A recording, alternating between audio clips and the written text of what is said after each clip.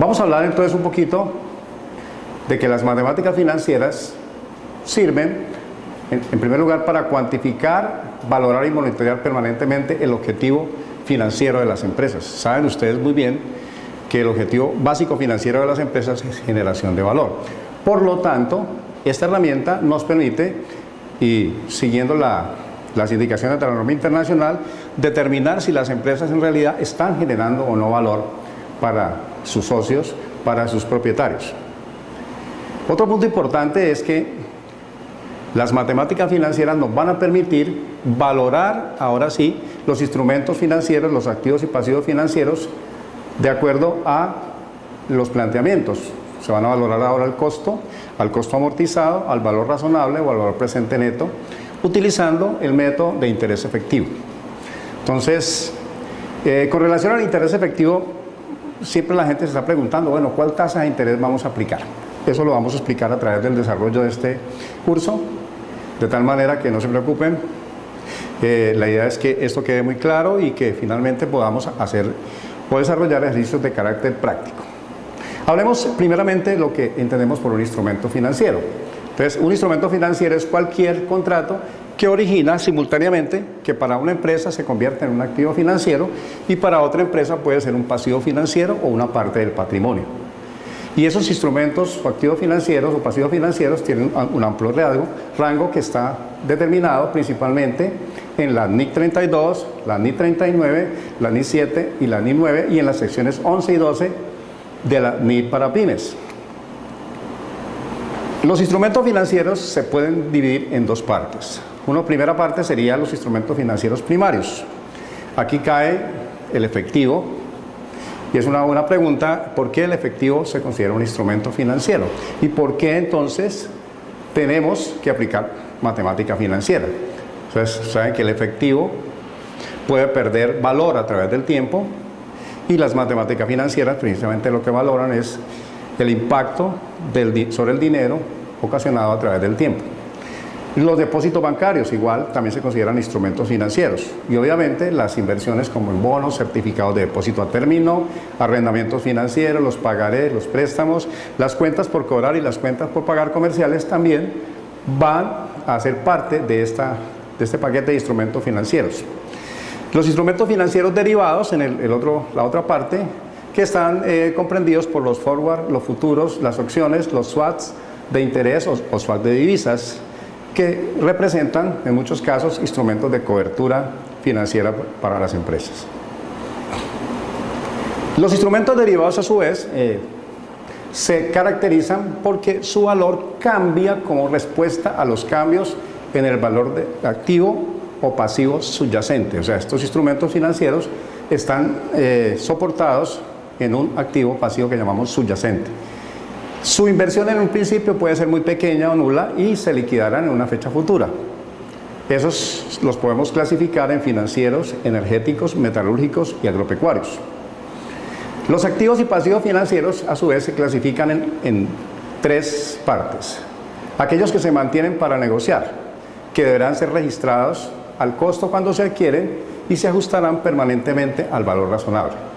Los disponibles para la venta, que también se cuantifican a su valor razonable, y los mantenidos hasta el vencimiento, que cuando se adquieren se registran al costo y posteriormente se van midiendo al costo amortizado, que también es un concepto nuevo que trae la norma internacional que discutiremos un poquito más adelante. El costo amortizado entonces representa el valor inicial de un activo o de un pasivo, de una deuda o de una cuenta por cobrar, menos todos los reembolsos que se hubieran producido durante el tiempo del contrato, los intereses que genere ese instrumento. Se pueden identificar entonces el costo amortizado como lo que conocemos normalmente como a través de las tablas de amortización. Cuando amortizamos una deuda y pagamos una cuota fija de ese crédito, esa cuota fija va a tener un componente de capital y un componente de intereses. Lo que permite el costo amortizado es determinar de la cuota que estamos amortizando periódicamente qué parte vamos a abonar a la deuda o al capital y qué parte vamos a cargar a resultados y qué representa el interés. Y además dice la norma que se debe valorar con la metodología del interés efectivo. O sea, es la tasa de interés con la cual se está liquidando esa obligación o esa transacción.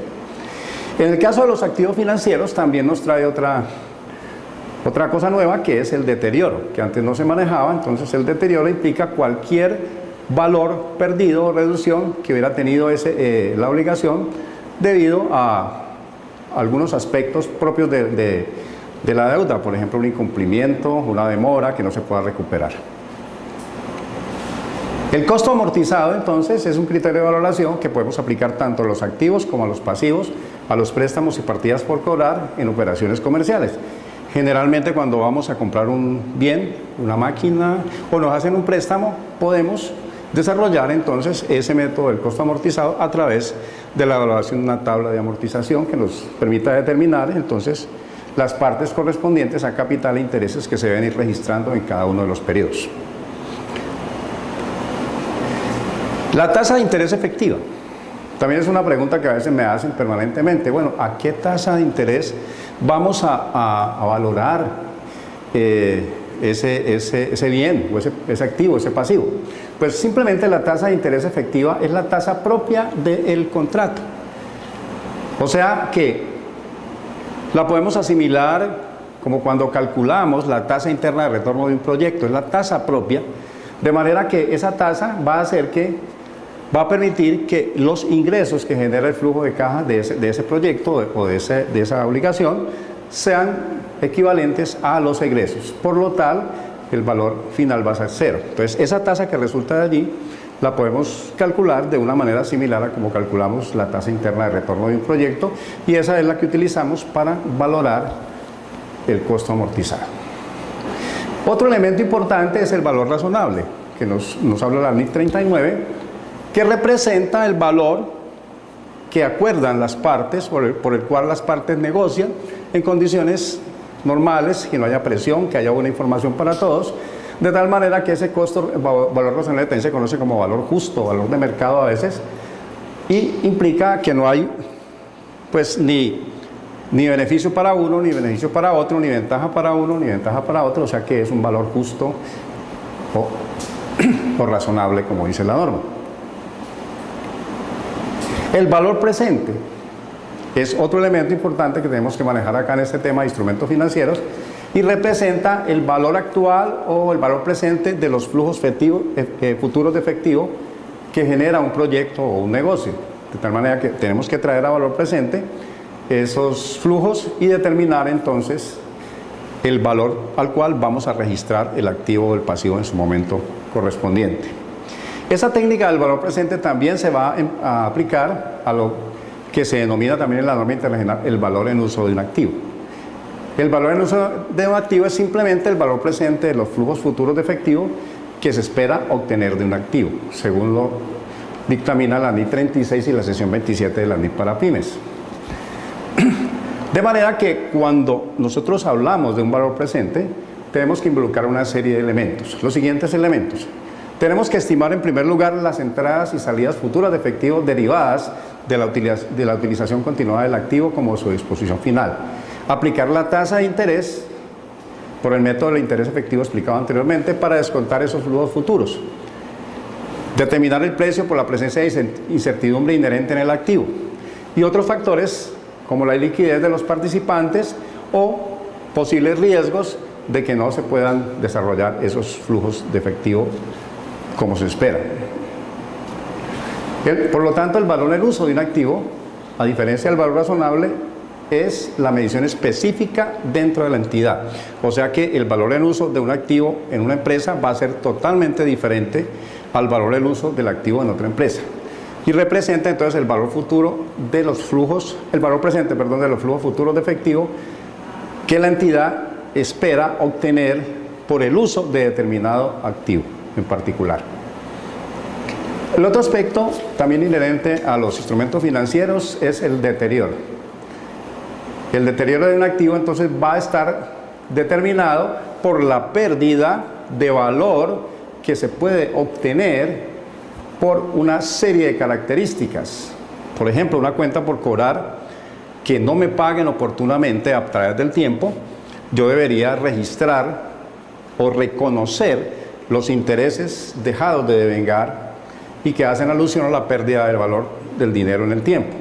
O sea que el concepto de deterioro va a estar ligado también a los instrumentos financieros y va a estar ligado también a este concepto de matemáticas financieras.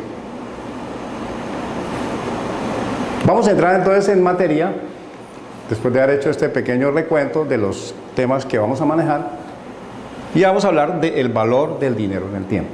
Ese valor del dinero en el tiempo representa el principio fundamental del sistema capitalista, que establece que cuando yo tengo un dinero, pues yo espero que ese dinero crezca o me produzca más valor.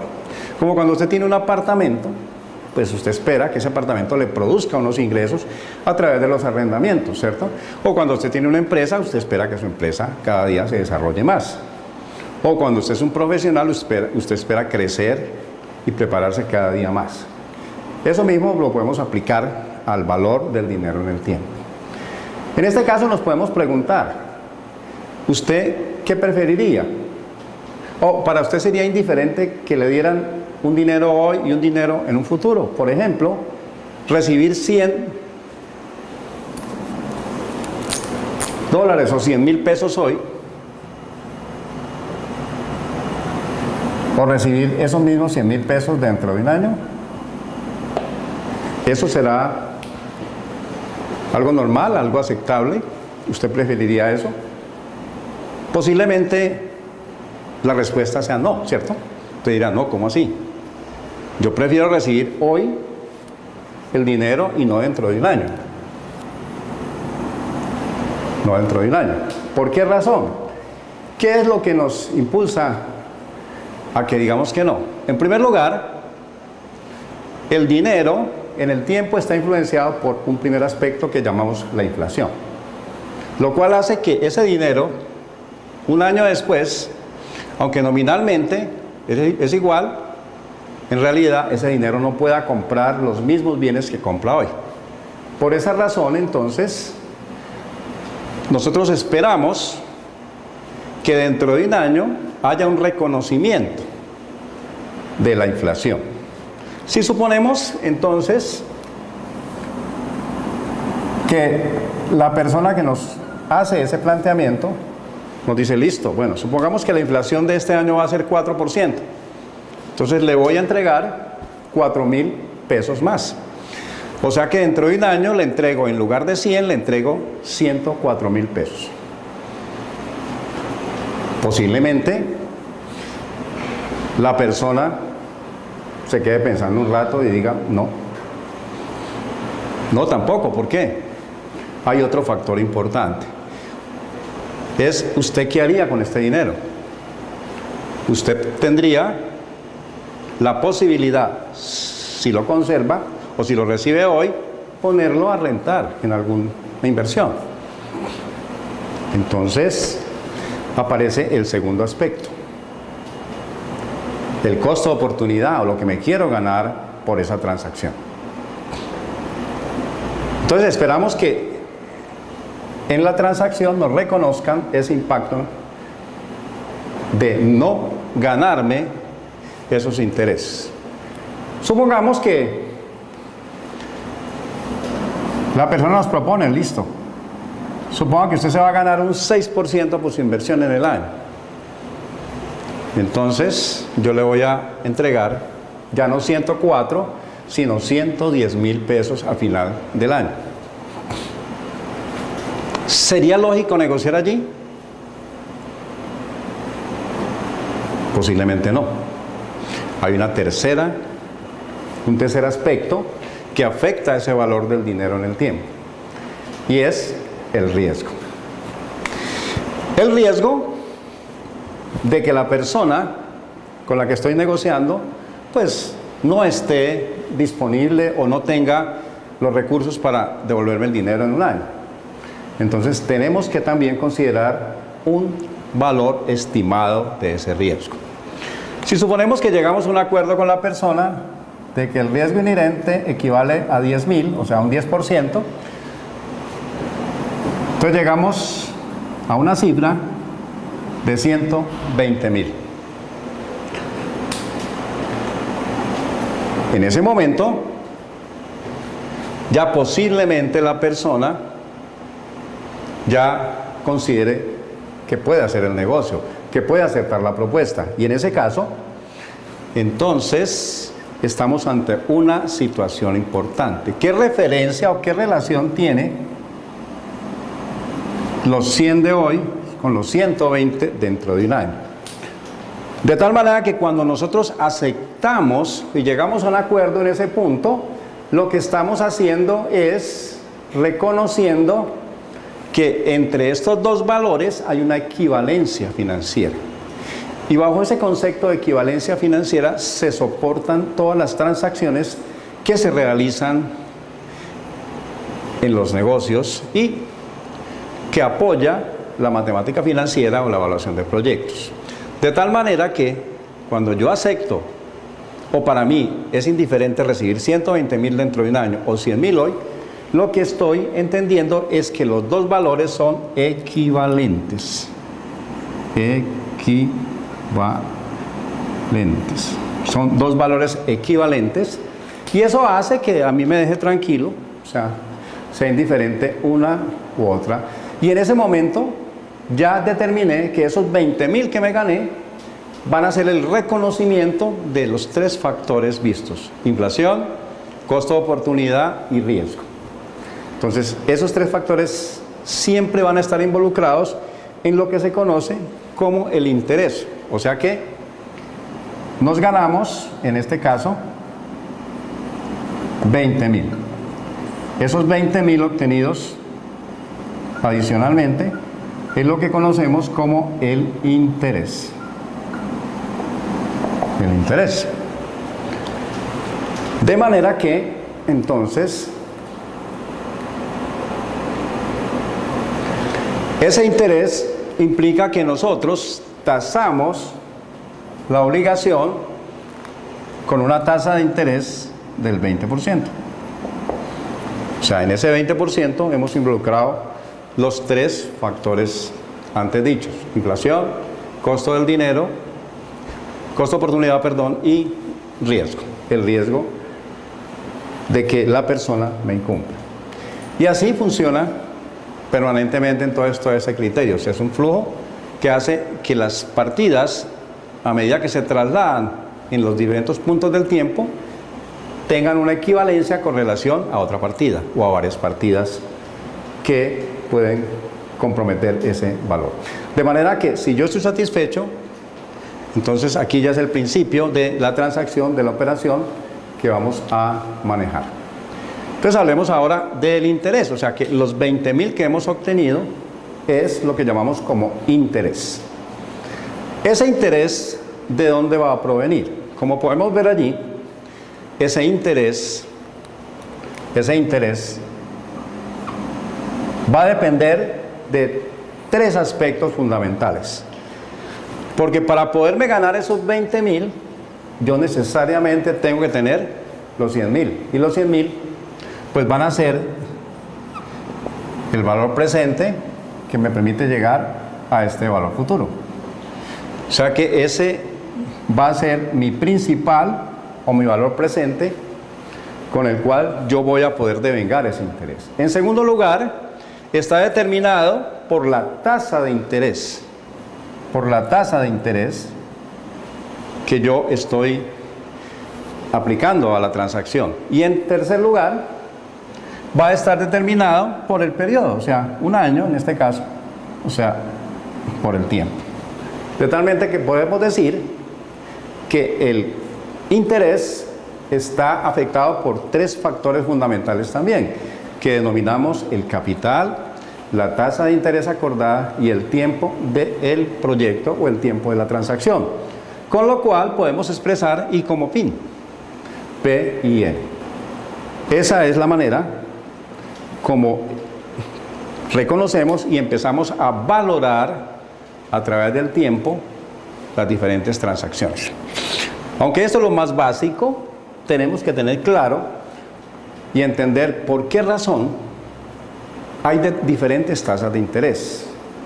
Cuando una empresa va a prestar un dinero al banco, pues le otorgan el crédito con una tasa de interés. Otra empresa también va a prestar al mismo banco y a esa empresa le dan otra tasa de interés. O una persona va al banco también a prestar y le dan otra tasa de interés.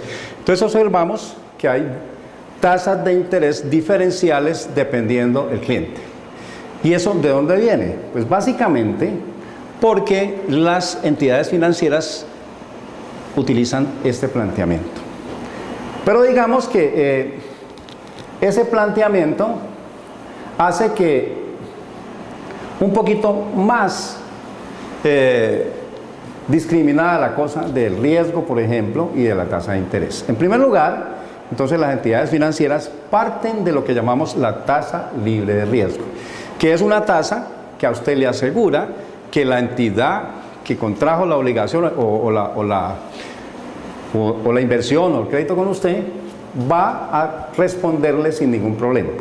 En ese caso, la tasa libre de riesgo la podemos asimilar a la tasa de los bonos soberanos de los países. En el caso de los bonos del Tesoro americano, por ejemplo, se considera la tasa libre de riesgo. En el caso de Colombia, la tasa libre de riesgo se considera la tasa de los TES, ya que se supone que los estados pues tienen el poder y la facilidad de conseguir los recursos a través de impuestos o de otras maneras y no van a incumplir.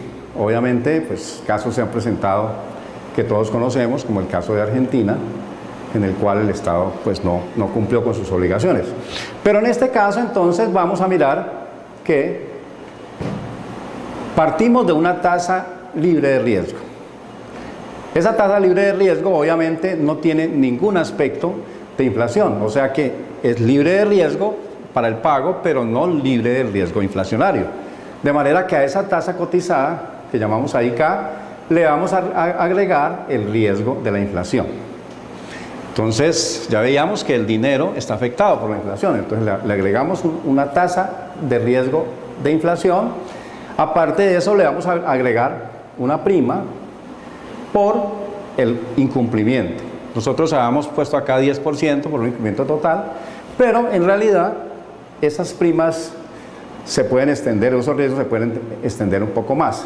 Un primero es el riesgo por incumplimiento, una segunda es el riesgo de liquidez, dado que las transacciones en el sector financiero permiten que estas entidades renegocien los títulos que generan. Digamos, si yo o usted va a recibir un crédito en una entidad cualquiera, es posible que esa entidad negocie su crédito con otra entidad para conseguir más dinero, porque obviamente pues los fondos se agotan en las empresas que prestan.